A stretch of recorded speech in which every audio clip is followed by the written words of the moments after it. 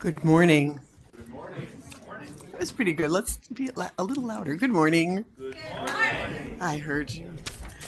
Welcome to the Unitarian Universalist Congregation of Danbury. I'm Nancy Hirschadter. I've been a member since roughly 2010. I am co-producer with Randy of Music at the Ridge. I'm Sunday service coordinator and occasional jump in for Jerry Phelps when he's away. Those are my roles here. My pronouns are she and her and hers. Please silence your phones. Jane is saying it's hard to hear me. Is that better? Okay. Should I start over? Oh, God help you. No. Okay. Oops, I'm not supposed to use that word here. Please silence your phones if you have not done so already. Okay. We're so glad that you're able to join us this morning. You're an essential part of our celebration today. Whether today is your first or your 1000th Sunday in our midst, in person or online, we are stronger because you are with us. As we gather this morning, we're respectfully acknowledging our physical building is on the traditional unceded land of the Pukwasich people, and we are in relationship with the tribe down in Trumbull to try to figure out how to better support them going forward. Before we get started this morning, I invite you to greet your neighbors, either here next to you or joining us online. Good morning on Zoom.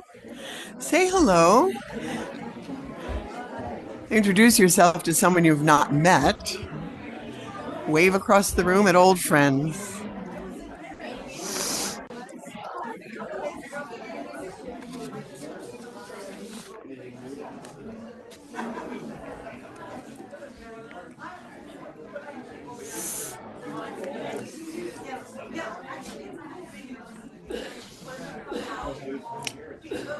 All right. I know this could go on for an hour. Thank you. Okay. We have some announcements this morning. Maisie and Hannah, do you want to come on up? They have something important to share with us, important and exciting.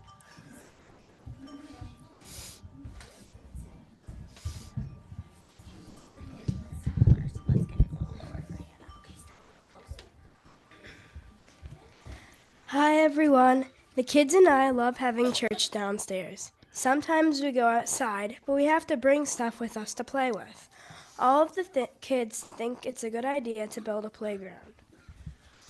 One reason I think we should get a playground is because if we have a playground, more kids will join. And they will join because their parents will want their kids to be entertained. New people will drive by and see the playground and think this is a kid-friendly church. Another reason is we need more things to do at church. We would still do our miniature church downstairs, but after we would have a choice to go outside. My last reason is if there is a fire drill. We might go outside earlier and we can play on the playground during it. It would be far enough away from the church that it wouldn't catch fire. During coffee hour today, come visit us at our playground information table. We will have hot chocolate for you and can share about what we are hoping to do and the many ways people can help. Thank you, Maisie and Hannah. Well done. Okay, you will see from your order of service that there are many things going on this week. Today we are welcoming Jeremy Klein Farrell as our guest speaker. It's his second time back in the last few months, and we're so happy he said yes. Jeremy's a queer, autistic Jewish activist, an autism advocate, and public speaker professionally. He's an administrator for Not Just Us, which holds rallies around the state. He's also coordinator for Justice Southbury, holding rallies for 235 consecutive weeks through rain, snow, sleet, or hail, where he's learned the true power of love, presence, and persistence. He's also pushed back on LGBTQ plus focused book bans. So, in that light, caregivers of LGBTQIA and young people will meet at 11:30 today, choir rehearsal at 11:45, and Palestine Study Group will meet at 11:45, with special points if you can figure out how to get to all three. Yeah, that's not in there, but I just thought I'd say. And then the rest of these you can read for yourself to avoid being here until supper time. Our chalice lighting affirmation, the words will be on the screen. And Sterling, of course. Come light our chalice. Sorry, sweetie.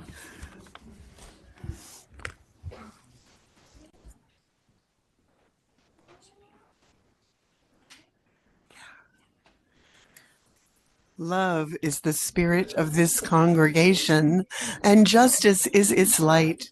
This is our covenant to dwell together in peace, to seek and speak the truth in love, to help one another and celebrate life. Now, rise and body your spirit as able to join us in our hymn of welcome number 307. The human touch can light the flame. Jared, did you want to go through the melody once? Because most of us don't know this one. Sure. Thanks.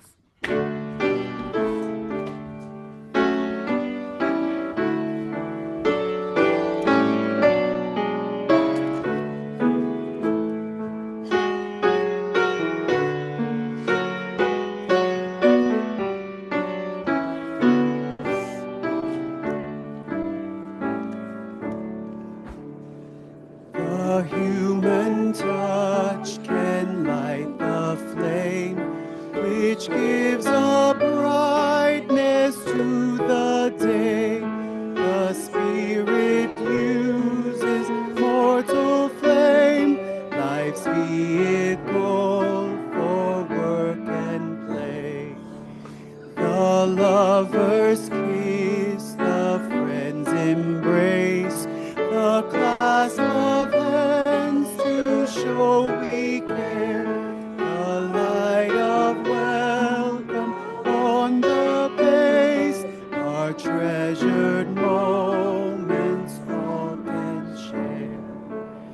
May all who come within our reach be kindled by our inner glow, not just in spirit words we preach, in human touch love's faith we show.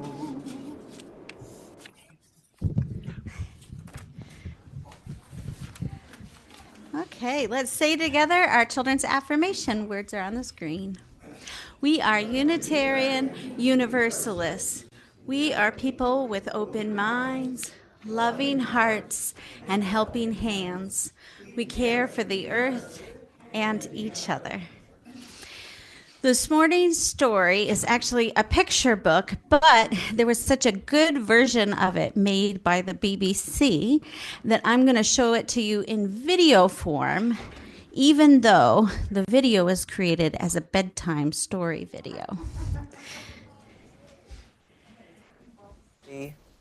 Have you ever imagined what it would be like to have wings and soar through the sky like a bird? Well, in tonight's bedtime story, a boy called Norman does just that after he grows a pair of extraordinary wings. It's called Perfectly Norman, and it was written and illustrated by Tom Percival. And if you love CBeebies bedtime stories, there are loads more on BBC iPlayer. Norman had always been normal, perfectly normal, until one day he grew a pair of wings. Norman had imagined growing taller or growing a beard like his dad, but he had never imagined growing a pair of wings. Still, they were here now, so he decided to test them out right away. Woohoo! Soon, Norman was swooping around and generally having the most fun ever. But then, he had to go in for dinner. You see, Norman had always been so normal, he didn't know how his parents would feel about his extraordinary wings. As he went in, Norman covered himself up in a great big coat. His parents didn't notice the wings, but they did think it was odd to be wearing a coat indoors. Bath time was problematic. So was bedtime. The coat was hot and uncomfortable, But Norman had decided that no one should see his wings, ever. The next day, Norman went to the park, but he was far too hot to play any of his favorite games. And so it went on. Long car journeys were unbearable. The swimming pool was dreadful. And that was nothing compared to his friend's birthday party. The only time that Norman could feel normal now was when it rained. One day, a boy tried to pull his coat off, and Norman had to run away, hot-faced, angry, and sad. Then he saw some birds high up in the sky and remembered the joy of his first flight. It occurred to Norman that it was the coat that was making him miserable, not the wings. "Why don't you take that tatty old thing off?" suggested his mum and dad. Norman looked up at them hesitantly. His parents smiled and nodded. Norman smiled back. Then he threw off the coat and let his wonderful wings fan out. Norman leapt into the air. Finally, he was free of that coat. He noticed a few other children wearing thick, heavy coats of their own. They looked up at Norman and round at each other nervously. Whoa! There was a moment's pause, and then, whoosh! The sky was filled with flying people. Norman had never felt so happy. He realized that there was no such thing as perfectly normal, but he was perfectly Norman, which was just as it should be. I'm so glad Norman decided to take off that coat and show the world his beautiful wings with pride. We all have something extraordinary that makes us special. So be proud of all the things that make you so perfectly you. Okay. I'm going to invite Madeline to come forward to light our lantern to bring the chalice light downstairs. All of you who have food donations for the Dorothy Day Hospitality House, please hold them up. And Zella, would you hold our basket today to bring around for the food? Oh, hang on one second. Okay. I'm going to give this basket to you, Zella. Is that okay? Oh, no, to Lana. Okay. And we'll sing This Little Light of Mine together.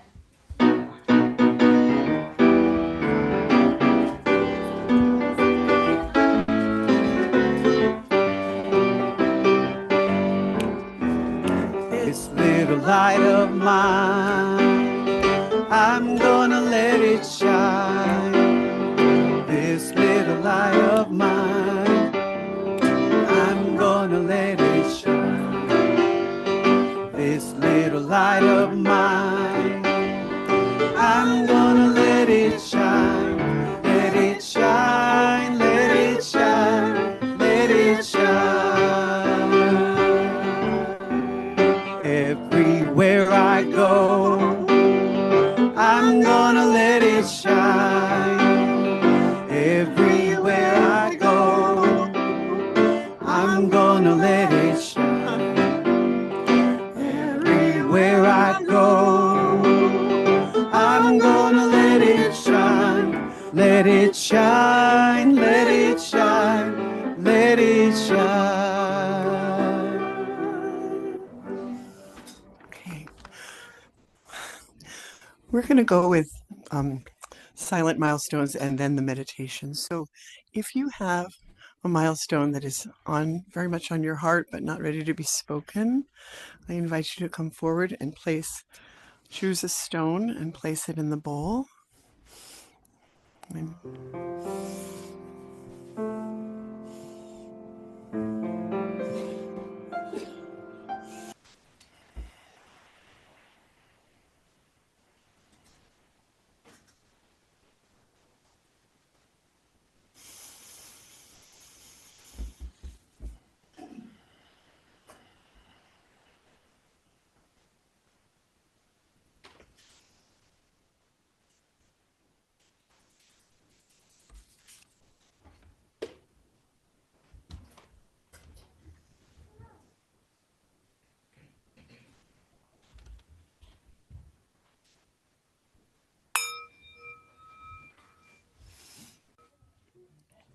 Let us all join in the hymn Spirit of Life.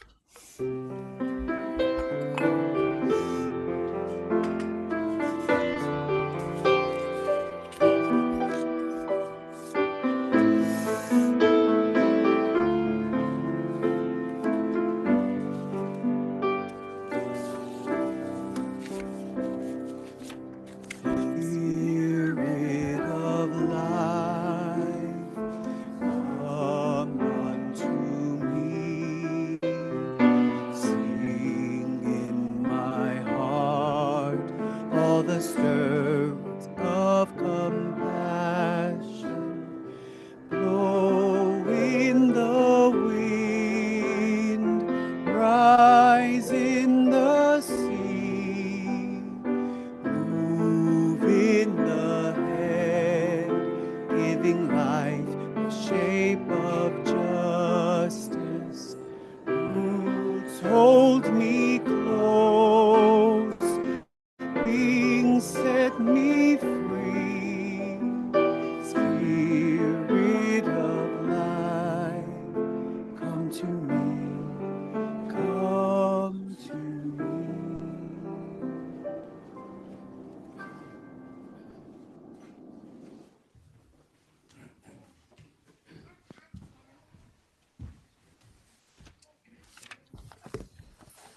If I understand correctly, I'm here to do the reading.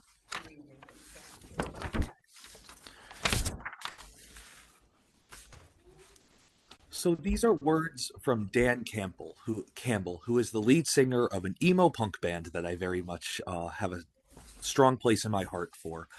This was written in a fairly dark time in his life when he was traveling the world on a world tour, but had never felt so disconnected from people, had never felt so isolated and alone and away from the people who needed him, especially when they needed him.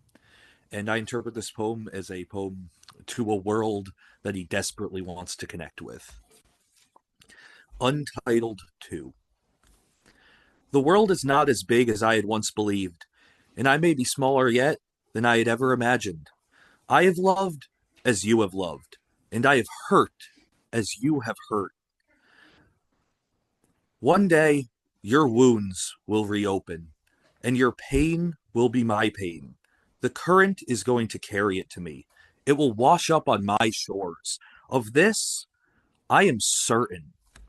The distance once felt infinite, now feels meaningless. I am everywhere at once. The expanse no longer vast. The gaps cinched shut. The square root of x sub 2 minus x sub 1 squared plus y sub 2 minus sub y squared 1. How do we measure distance between desperation? How do we measure isolation if not in loneliness? I left pins on a map. I'm handing you the string. Tie them together. Unite us. Thank you.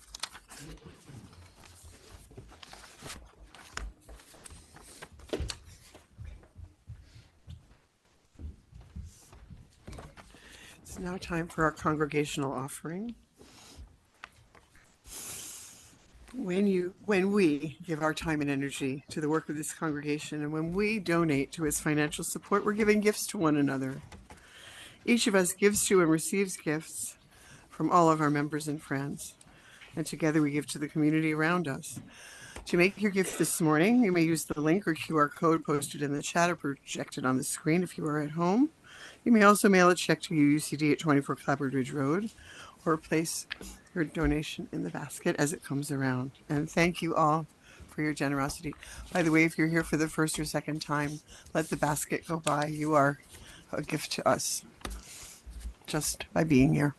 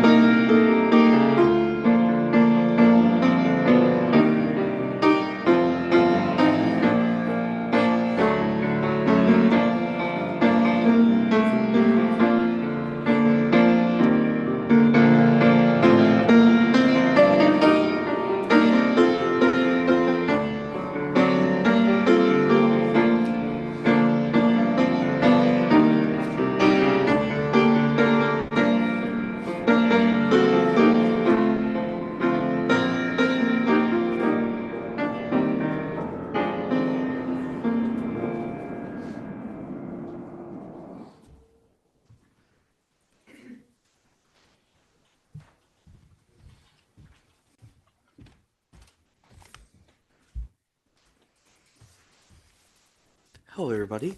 It is my absolute pleasure to be back. Thank you so much for having me in.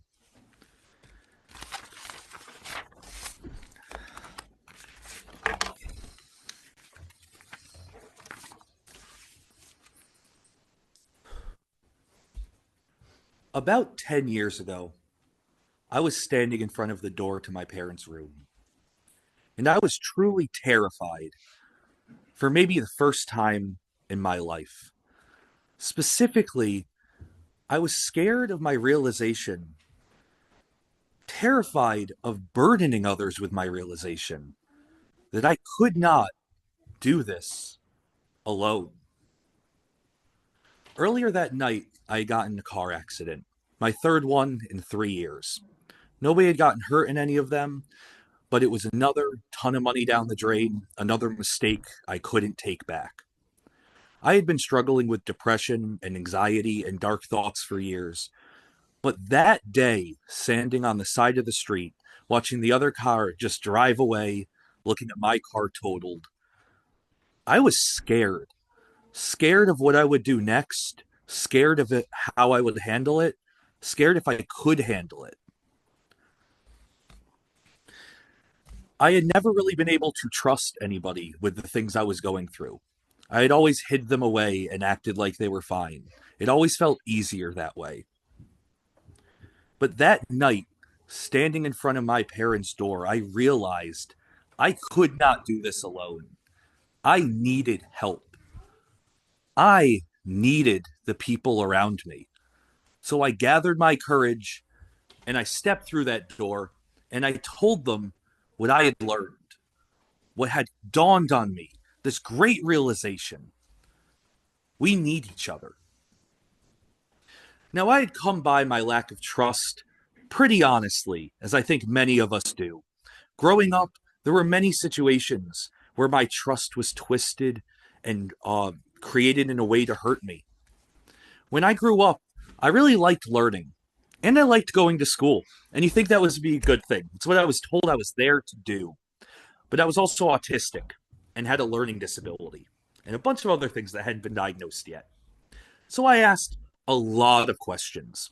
And multiple times, once to my parents directly, teachers complained about me being purposefully argumentative, thinking I was just trying to waste their time because I didn't want to be there. So I was asking them pointless questions so they'll leave me alone and we can stop.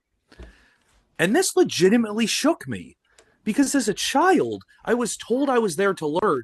I was trying to learn, and I was being met with resistance and anger. It pushed me away from telling people about these parts of myself, from letting other people see them and engage with them.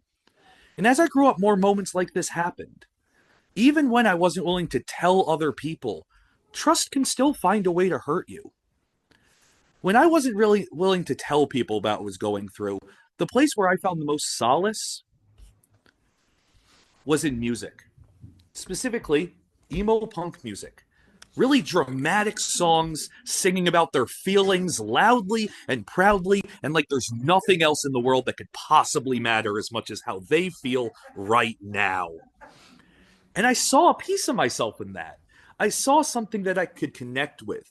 I saw a reason to let that part of me see the outside world, if even only for a moment.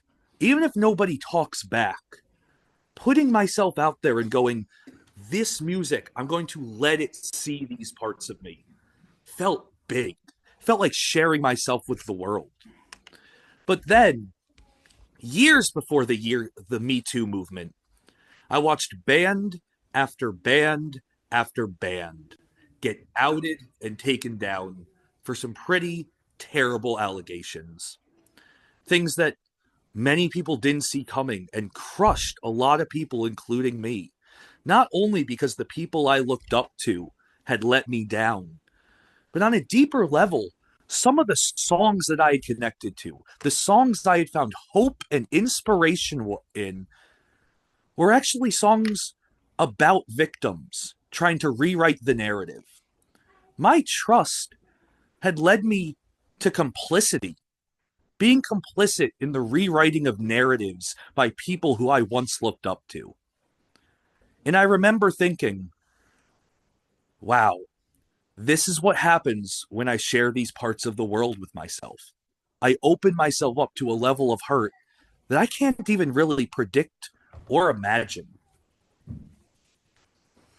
When the world gets scary, and things are getting scary, we hide. We close ourselves off from the world. We think of trust as a luxury, and that the only thing we can do is get by, is close ourselves off to everything and focus on our own path. But so often, we forget how much we need each other until we have that support and that love. And to be clear, when I talk about telling people, like telling people who I am or telling my parents I'm struggling, I'm not talking about not being ready. As a queer person who's had to come out many times in my life to different people, I know what not being ready means and how important it can be. I am talking about the stories we tell ourselves, the reasons we shouldn't trust because it's scary, or because people aren't going to like us, or because it's burdening them to let them know what we're struggling with, or that by telling them who we are, we open ourselves up to hurt. These reasons we have for not trusting. These reasons we have for convincing ourselves that we don't need each other. But we do. We so rarely remember how much relying on each other can help, how much stronger it makes us when we tell somebody what we're going through and realize that they want to be in it with us. They want to stand there and support us. Trust ties us together. It unites us. With trust comes community and connection. We need each other. A few weeks ago, I went to an art show in Milford, Connecticut. And at this art show, it was an exhibition for trans joy. Art from trans artists speaking to joy. And standing there looking at that art, I could feel it. I could feel how much of themselves they left on that canvas, how much of themselves they put out into the world to find people and see how they connect with it. And I thought about so many conversations I've had with queer artists over the years about how putting art about yourself out there can often feel like putting yourself out there. You don't know where that art's going to go.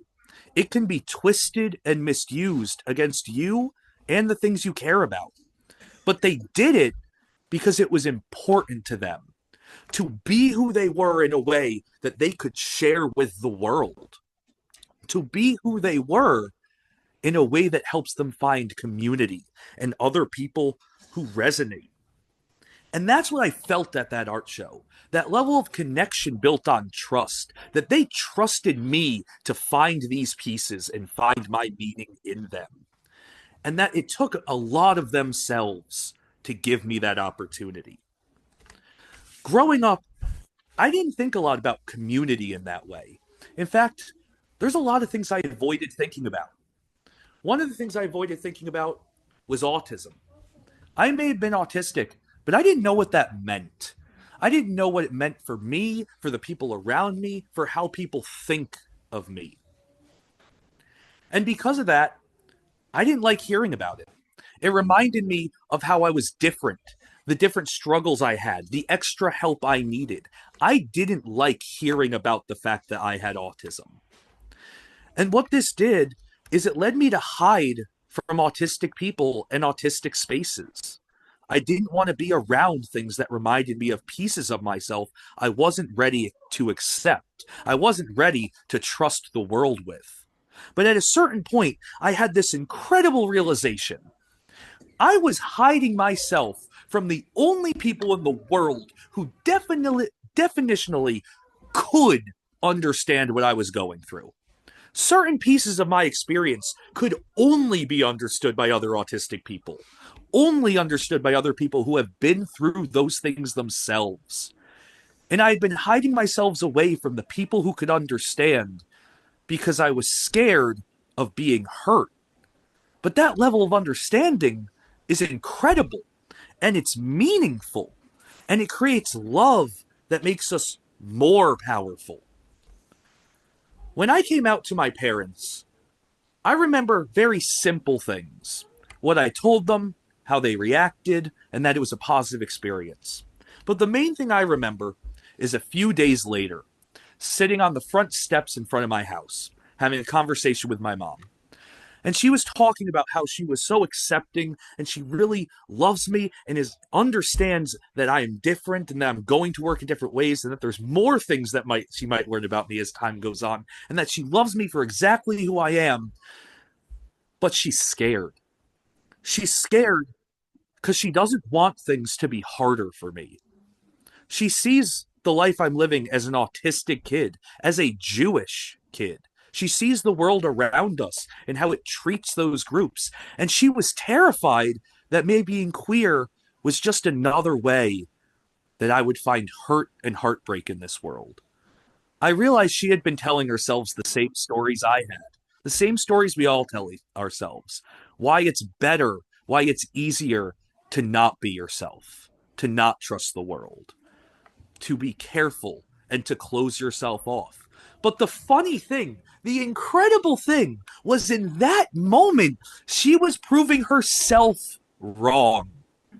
Because the last few days before that, I had had a quite incredible experience. I had been loved by my parents as I truly was. I had learned something about myself that changed my entire perception of who I was, that made me rethink what I want out of life and my future. And when I took that new person I found and showed them to the people I care about most, I felt their love. And I felt a love truer and more real than I ever had before. It was exhilarating to be loved as I truly was. This led me to trusting the world with who I am just a bit more, exploring more when I put myself out there, when I let people see these pieces of me, even if I have these stories, these worries, what can I gain? What can I feel? What power can I find? And this led me back to graphic novels, something I had not read since a young child. It led me to graphic novels like On a Sunbeam, a graphic novel about an epic space adventure in the future of two girls on this love story to find each other across space and time. But at the end of the day, it's just a story about two young girls falling in love. And in one of the scenes where one of the girls is like, I can't tell you everything about me. I'm so sorry, but there's parts about me you don't get to know, and I can't tell you yet. And I thought I knew how the other character was going to respond. I thought I knew the heartbreak, the difficulty that comes with that sentiment. But the other person responded with a true lesson of the power of trust. They responded, don't you get it? I love all of you. Not just the parts of you I understand. Not just the parts of you I get. All of you. What an incredible love built on trust. An understanding that you don't need to know everything about somebody to know them. To know them and their soul. Who they really are. This connection to graphic novels led me to Lunar Boy, which taught me a lot about the importance of needing each other. Lunar Boy is a graphic novel about a boy who is saved from the moon, where the moon tries to keep him there forever so he never faces heartbreak or change or any type of difficulty. And he is saved and raised on a spaceship, and then he has to go to Earth as a child and has to find his way in this new world as a person who doesn't really know who he is. And then this giant story of change and emotion and belonging. Do you want to know where this boy from the moon finds community? Do you want to know where he finds his first real reason to stay on Earth? At his local Pride Community Center. In the first place, he felt comfortable sharing himself with the people around him, not feeling like he was going to let himself get hurt, not feeling like he was burdening others with the difficulties he was having, but the first time he realized he needed people around him, and he went and found those people.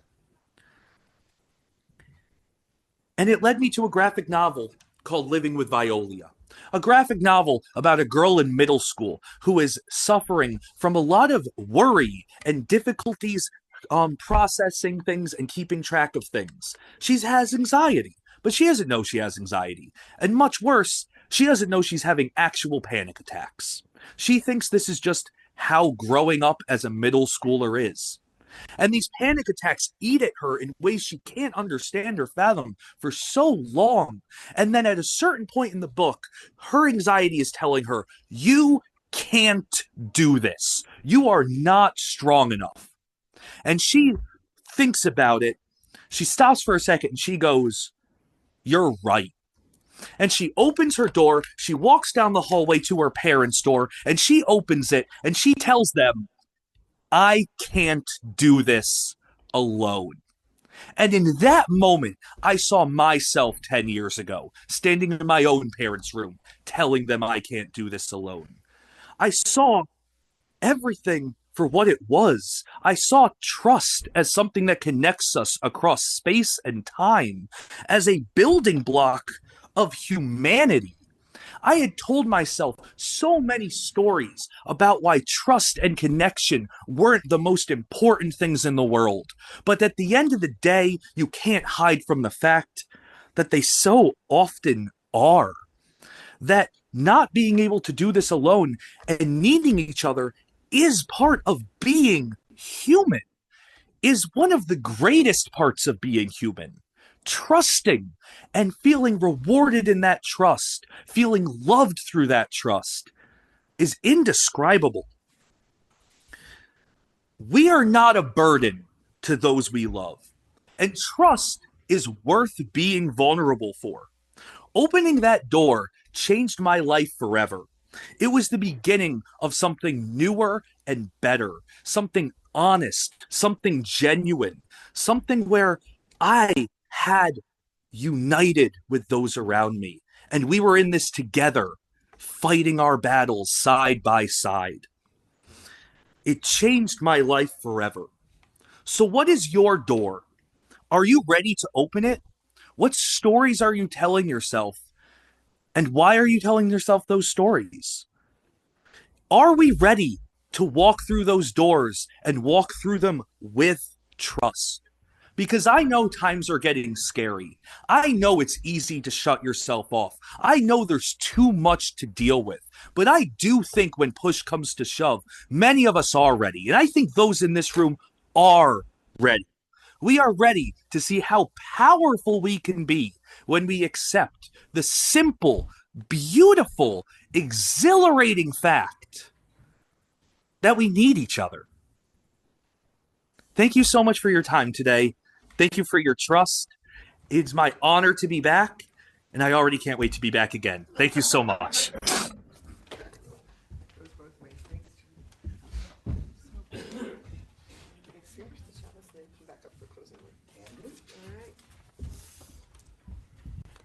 So it is time for us to extinguish the chalice. The words will be on the screen. Most of you probably know them in your sleep by now. We extinguish this flame, but not the light of truth, the warmth of community, or the fire of commitment. These we carry in our hearts and out into the world until we are together again. Nancy, can we do the hymn of celebration? Oh, thank you, Margaret. We need each other. I love it. Okay. Yes, okay. Hymn of celebration, lean on me. Please join us in body or rise in body or spirit and join us. The words will be on the screen.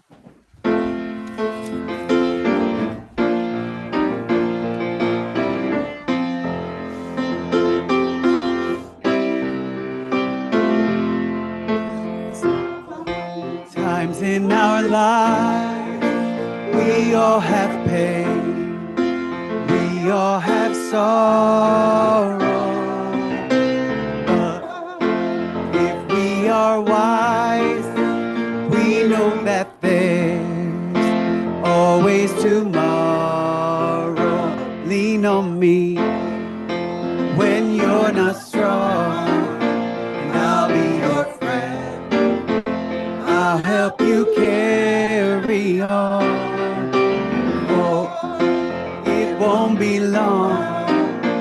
I'm gonna need somebody to lean on. Please swallow your pride.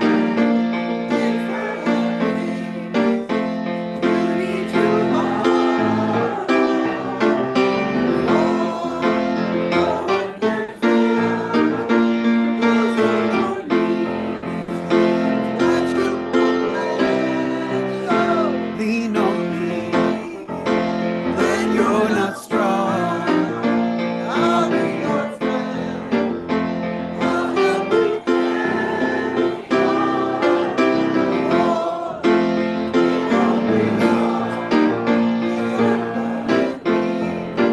somebody to lean on.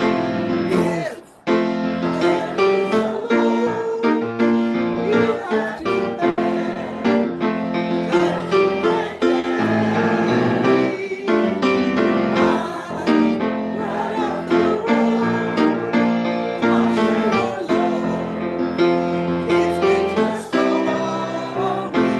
lean on me,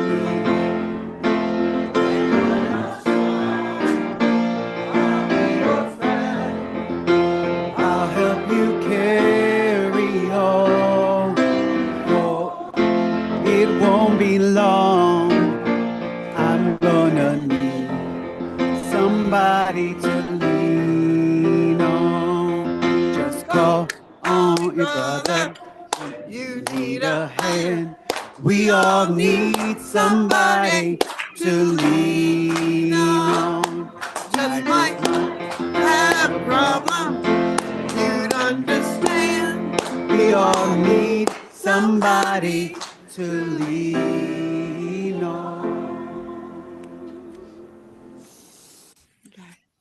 Closing words.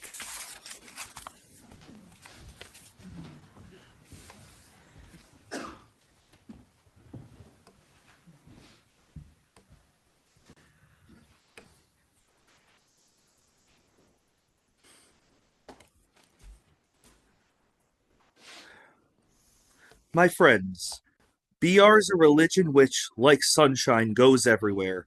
Its temple, all space, its shrine, a good heart, its creed, all truth, its ritual, the works of love, its profession of faith, a life well lived. Go in peace.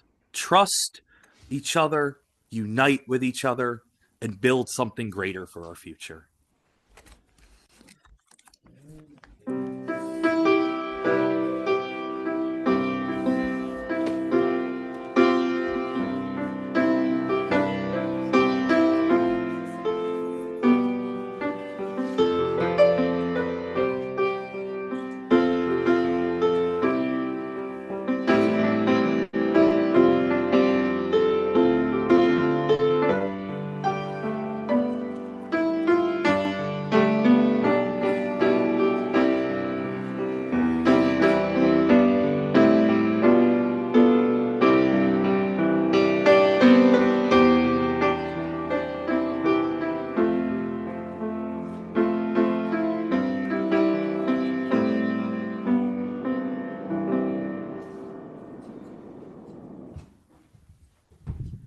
This concludes our service. Please join us for coffee.